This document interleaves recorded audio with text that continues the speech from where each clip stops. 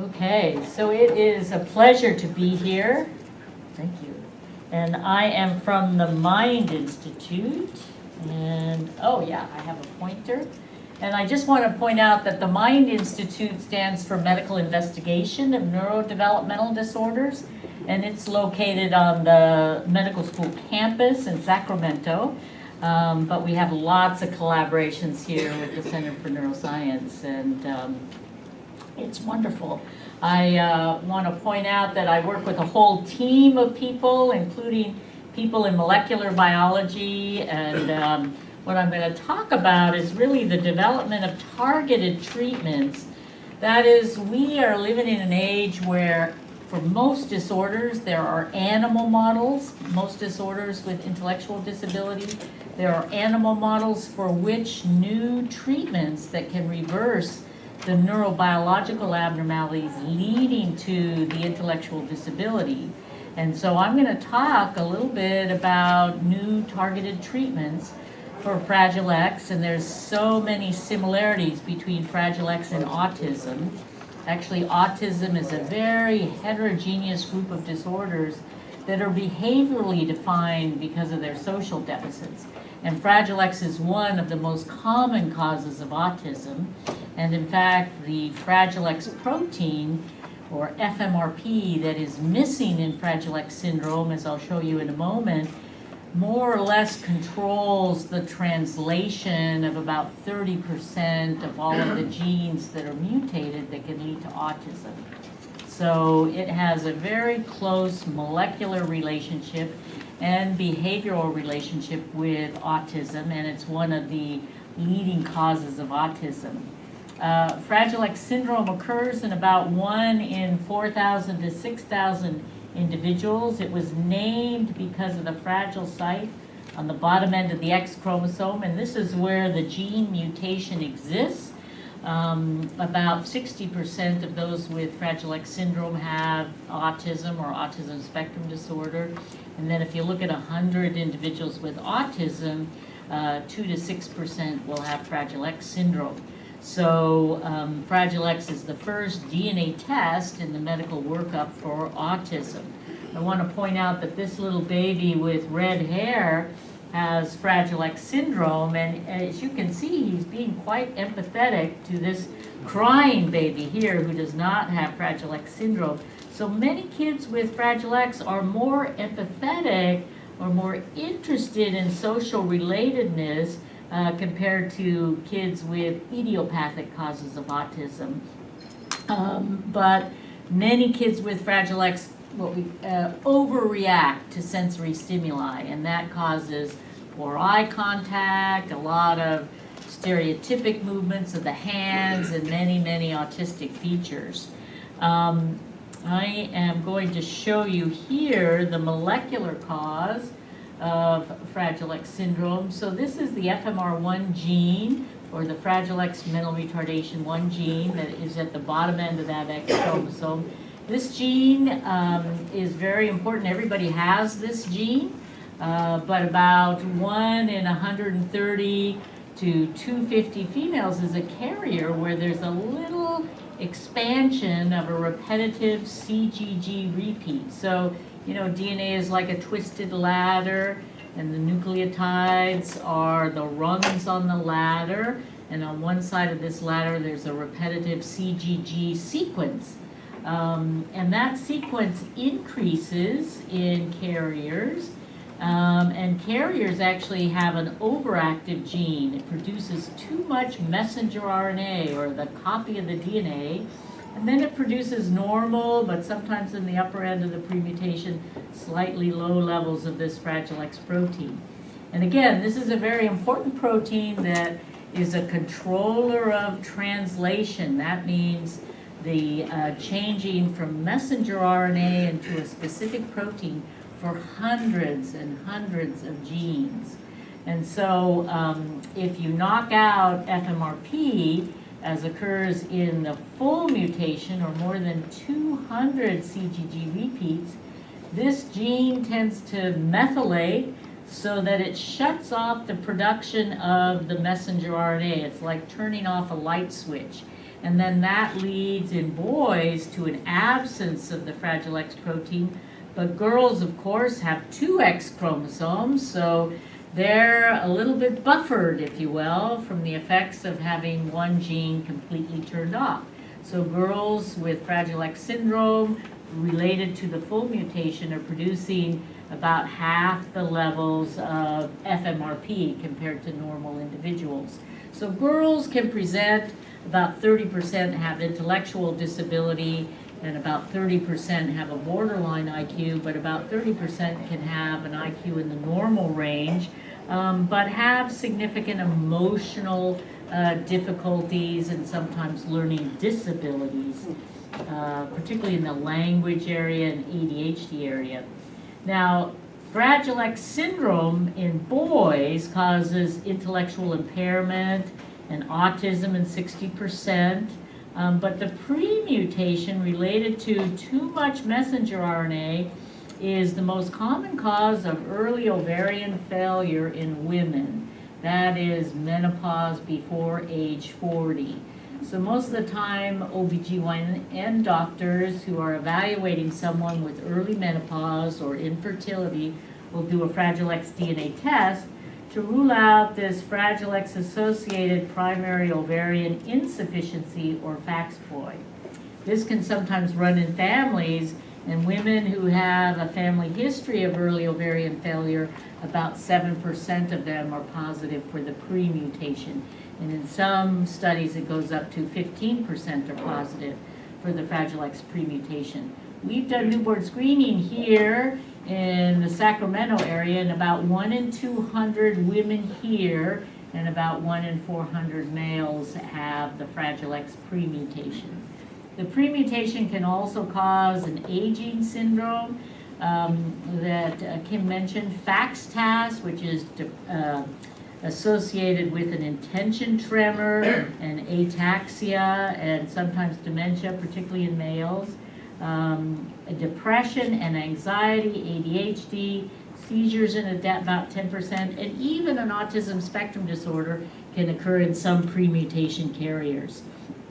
Now, what's important here is that FMRP has many functions. So I'm very lucky to choose a disorder where the protein is so important. It actually transports messenger RNAs from many other genes up to the synapse where 2 neurons come together, and it controls the translation, as I mentioned, of many messenger RNAs.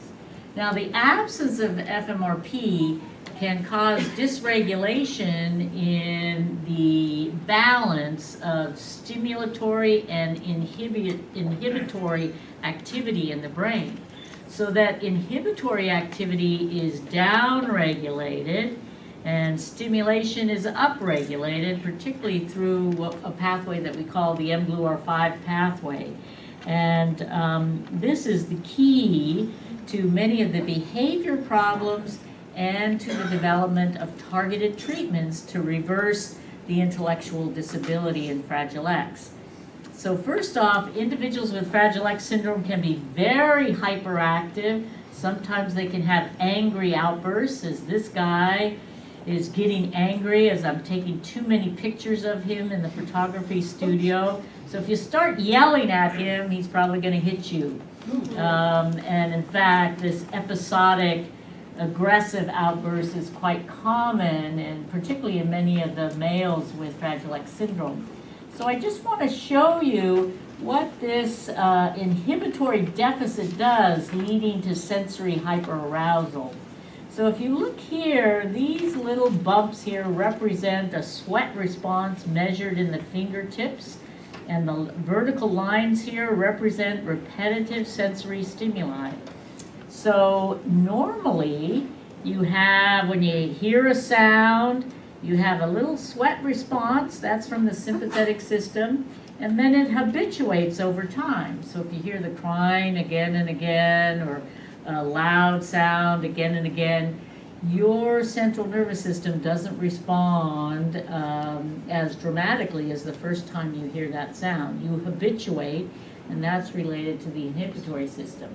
But Fragile X guys don't have that, and so there's a lack of habituation and sometimes an escalation in the sweat response and the sympathetic hyperarousal, and that can lead to outburst behavior, also related to hyperactivity.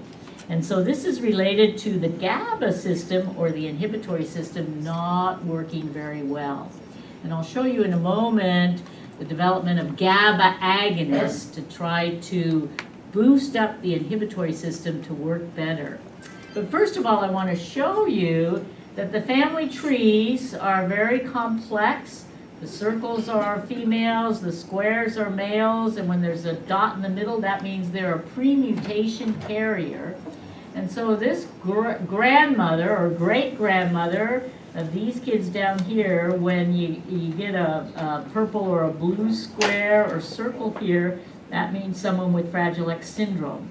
And as you can see, she's a carrier. She suffered for many years of fibromyalgia, neuropathy pain, that's pain in her legs, and then she eventually developed tremor and balance problems. She became addicted to opioids because of the pain sensation, and she eventually died of FXTAS. But she had several children here. Some of them, they're at a 50-50 chance of inheriting the mutated X chromosome versus the normal X chromosome, and these are the CGG repeat numbers here. And she had a few daughters here, some of whom developed FXTAS, had carrier children.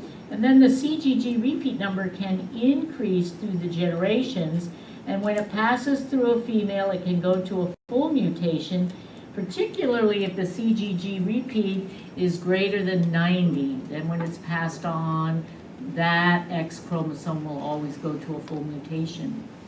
Whereas carrier males will pass on just the pre-mutation to all of their daughters. So I just came back from India, and we saw a family there where a carrier male had 8 daughters. All of them were carriers, and then they went on to have children with Fragile X syndrome. So it's important to know that this is an inherited disorder, and it can affect many in a family tree. In fact, when I was in Indonesia, I saw a family with 50 individuals with intellectual disabilities, all living in the same area. So the features of Fragile X syndrome, as I mentioned, include hyperactivity, impulsivity, a short attention span. I'm going to see if this video works here. In this video, the little girl here has Fragile X syndrome, and her IQ is actually at the low normal level. It's good that we don't have the sound because she presents with tantrums all day long. And I asked the mom, I said, how often does she do this? And the mom says, throughout the day, okay? And even though she doesn't have intellectual disability, she's very affected by Fragile X syndrome. Her younger brother, who you can't see in the foreground here, has very severe Fragile X and autism also. So they can overreact to sensory stimuli. That can lead to tantrums, anxiety, sympathetic hyperarousal, mood instability. And these kids are very stressful to the families. Now, the great-grandmother that I showed you, or great-great-grandmother, she had FXTAS, or the Fragile X-associated tremor ataxia syndrome. I want to show you what this looks like. You can see this in males and females. And this is a very brilliant woman who got a PhD from MIT and was a nun and then a hospital administrator. And she developed this tremor about 20 years ago. And women with FXTAS can be more stable with the tremor compared to males. It was an intention tremor, as you saw. It interfered with handwriting and eating and pouring activities. But she didn't have it when she was resting her hands in her lap. So occasionally we get a resting tremor with FXTAS, but this is one of the things that differentiates it from Parkinson's disease, although many individuals with FXTAS can also have a lot of Parkinsonian symptoms. Now, this is caused by RNA toxicity, too much messenger RNA that can sequester other proteins, very important for neuronal function, and it creates an inclusion. This is like a football in the nucleus of neurons and astrocytes. This occurs throughout the brain and actually throughout the peripheral nervous system too, and it can cause significant amounts of atrophy. So this part of the brain is very shrunken, in addition to some white matter disease here. In males, we see dementia in about 50% of the males, but less than 10% of the females. And why does it cause toxicity in the brain? Well, it sequesters very important proteins for neuronal function, including this DROSHA and DGCR8, which are important proteins for maturing microRNAs, and so it dysregulates the microRNAs. And microRNAs are little bits of RNA that control the expression of many genes. And so this gets dysregulated, and it can also produce a toxic protein. It's called FMR poly G, which we're just beginning to learn more about. But these are all of the symptoms that premutation carriers can have, particularly social anxiety, occasionally autism, anxiety, stress, depression, early menopause, hypothyroidism, fibromyalgia, sometimes autoimmune problems like lupus, or even multiple sclerosis in about 1 to 2%. So migraine headaches, memory problems, high blood pressure, men can get erectile dysfunction, and then eventually you get this tremor, ataxia, Parkinsonian symptoms, and cognitive decline. So we do a lot of research in that. And at the end, I'll tell you about some new treatments that we're excited about. So let me just point out, this is very complex, and I apologize for that, but I want you to get the idea that we are talking about a number of different medications that can either upregulate the GABA system. Remember, the GABA system is the inhibitory system that's downregulated. So our baclofen is one, ganaxolone is another, allopregnanolone is another natural steroid that we're using in FXTAS. But we also want to downregulate this stimulatory system in each of these pathways, and we use mGluR5 antagonist. Lovastatin also downregulates this. Lithium does too, that's why it works in bipolar disorder. And then even minocycline, which lowers a protein called MNP9 that's way too high in Fragile X syndrome when the Fragile X protein is missing. So we're very focused on reversing some of the neurobiological abnormalities so that we can treat or improve the intellectual disability, okay? And this is a new age of targeted treatments for neurodevelopmental disorders, not just Fragile X syndrome, but many other syndromes, including Down syndrome. Including Down syndrome. And so one of the things we use is an mGluR5 antagonist called AFQ-056. This was not helpful in adults, but we think if we start this medication very early in childhood, at the 3 to 6 year age level, and combine it with intensive language therapy that can be introduced to families through Skype, where we Skype with them twice a week with a language therapist in an intervention that Len Abadudo developed at the Mind Institute. We're going to do this in 14 centers, including at the Mind Institute, and Novartis makes the AFQ-056, so we'll see if it is helpful in young children to reverse the intellectual disability. Our baclofen, which was another GABA agonist, as you saw, helped individuals. Our baclofen is also called STX-209.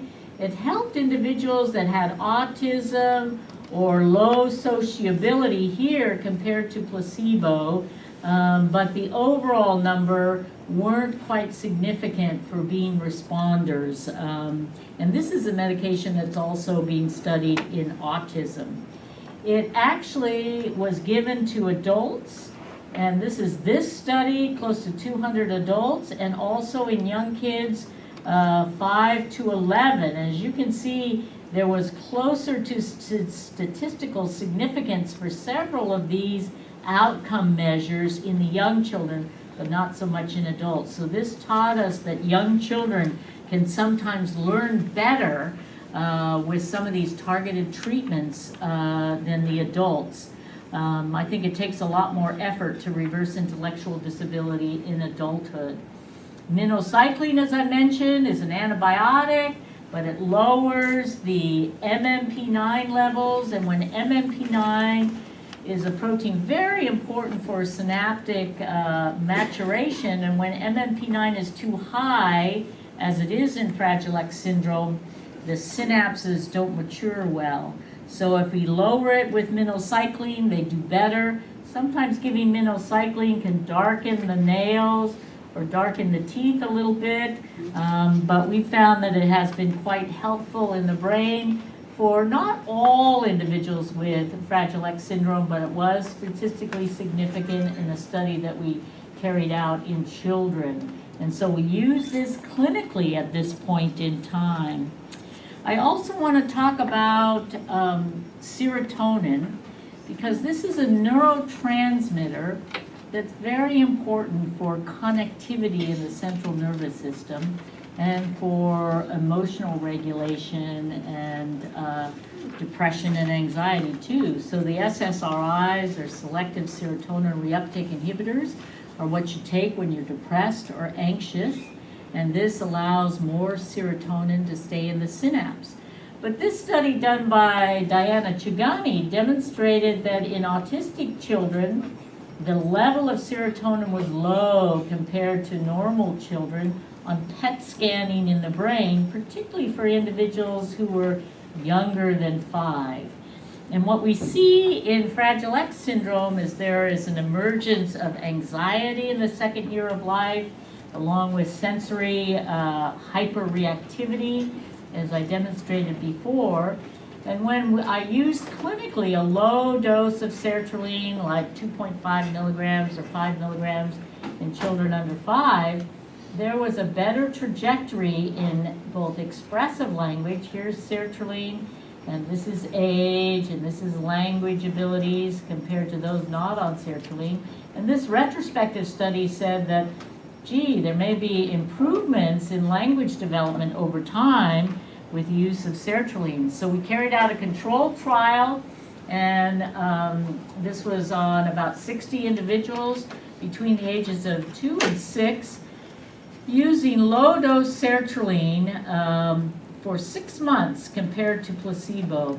And this is the Mullen scales of development, and this is how many months they were better on sertraline compared to placebo. And so there were many positive findings: the overall cognitive T-score, visual reception, fine motor ability, and a combined age equivalent score. And actually in those that had autism compared to those that didn't have autism, expressive language also improved. And so this has been a positive study. We're now doing the same study in young kids between ages 2 and 6 with autism without Fragile X syndrome, and we think we're seeing the same thing. A lot of kids just blossom. They're already getting behavioral interventions for autism, like ABA interventions, but giving them a small amount of sertraline actually stimulates what we call BDNF, or brain-derived neurotrophic factor, and connectivity in the central nervous system. And we think that this can help autism. So we will have that answer for you within the next year.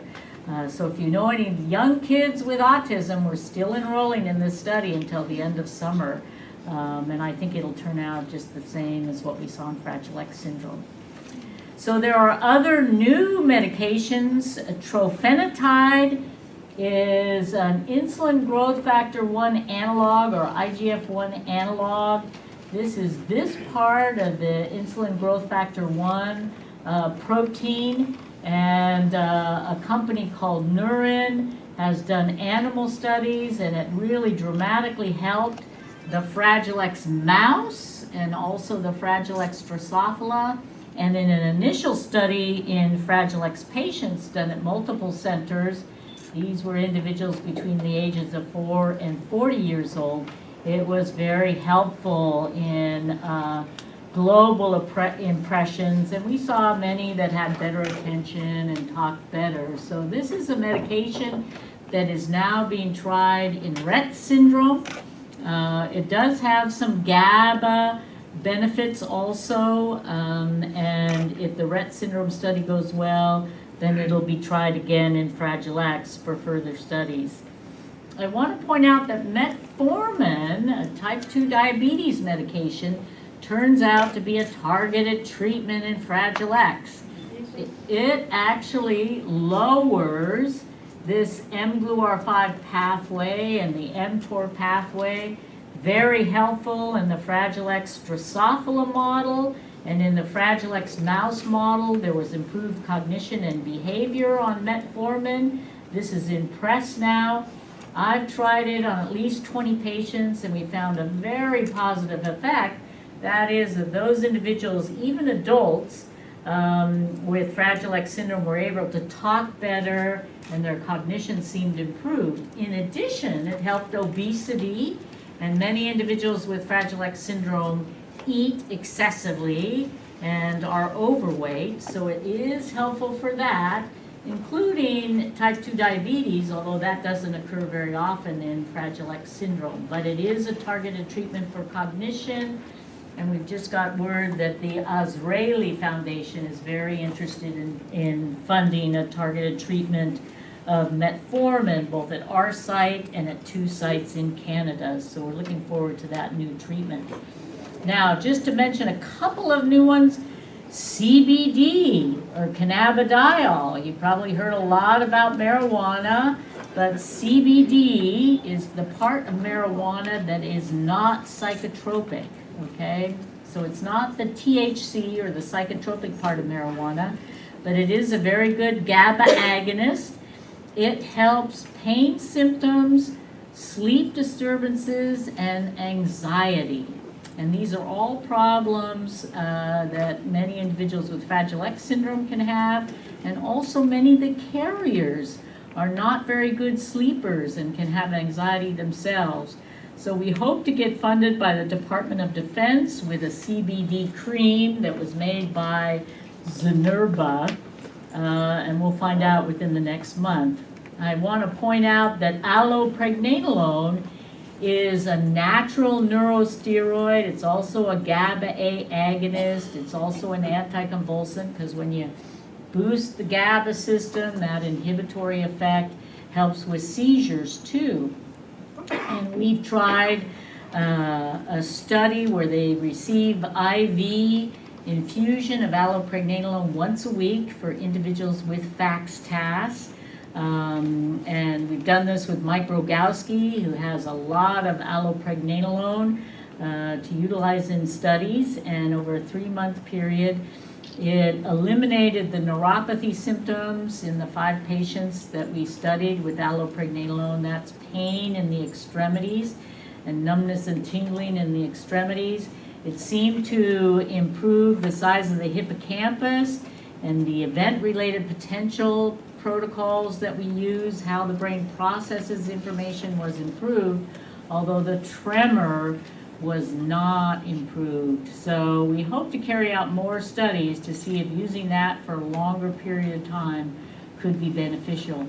We're also very interested in epicatechins, and this is a flavonoid that is in dark chocolate and green tea. So it's good to eat those things. It's anti-inflammatory, but there's some evidence that it can stimulate neurogenesis and has been helpful in a study of Duchenne's muscular dystrophy at the Department of Rehabilitation in Sacramento, and it can help make more dystrophin, which is the protein that is missing in Duchenne's muscular dystrophy or mutated. But as you age, you lose dystrophin, which makes your muscles weaker, and exercise brings it back. And so epicatechins turns on that exercise mechanism and improves mitochondrial function too, and we would definitely like to try that in individuals with FXTAS who have a lot of mitochondrial dysfunction too. So many of these new treatments could help in aging in general or cognition, but this is an exciting time of new targeted treatments for neurodevelopmental disorders. I am going to thank my collaborators, not only the people at the Mind Institute, CMB and elsewhere, but also at other universities like University of Colorado, Rush University in Chicago, and also La Trobe University in Australia. So it has been a very busy time for us, and I am happy to answer any questions. Do I have time for questions? Okay.